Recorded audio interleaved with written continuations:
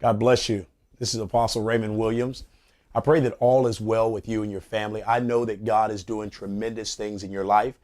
I just trust and believe that everything you have need of, God is providing that, and that the promises of God is saturating your life.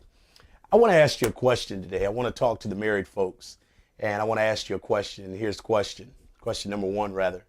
How valuable is your marriage to you? What does your marriage relationship mean to you? Question number two, what are you willing to do today, right now, that will change your marriage for the better tomorrow? You know, I'm a firm believer that if you continue to do what you've always been doing, you will continue to receive what you've always been receiving. And there are a lot of marriages today that are challenged, that are on the verge of splitting up, just under major attack. The problem is we're expecting something different from our marriage relationship. We're expecting our partner to change. We're expecting things to be different tomorrow when we get in from work, but we ourselves have not changed. And I'm a firm believer that nothing has to change around you except for you. If you want things to get better, you just have to become better. You know, I've been married 19 years to the same precious, beautiful woman. And I've got to be honest, in 19 years, we've suffered a lot of challenges. Speaking of myself, I've gone through a lot of ups and downs in my personal relationship with my wife. I've had my share of temptations in my marriage. There were some things I did and said that were just real stupid as I look back today. I think we all have done those things.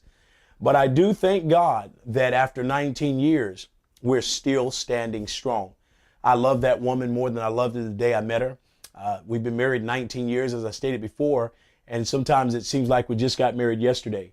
We've learned how to have fun. We've learned how to engage one another. We've learned how to understand one another's needs.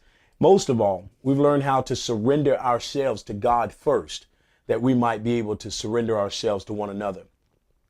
I asked you earlier, how valuable is your relationship between your wife and yourself, or your husband and yourself, to you? You know, I'm a firm believer that until we can first value our relationship with Christ and totally surrender and give ourselves over to the Lord, we will never know how to surrender and give ourselves over to our spouse. You know, the Bible teaches that when we get married, our bodies no longer belong to us. In other words, we now have a jurisdiction over our spouse as our spouse has a jurisdiction over us. No. We don't own one another, and we don't command each other, and we don't rule each other, but we must learn to be submissive to one another and sensitive to one another's needs if the marriage is going to be successful. I want to encourage you to sit down today, purpose in your heart that you will change just one thing. You will start right now and change one thing about you, not your marriage, not your partner, but you will change one thing about you that will potentially increase and bring a greater value to your marriage relationship tomorrow. Listen, I love you so much. I pray the peace of God over your life. I pray the blessing of God in your marriage. And remember, you are forbidden to fail.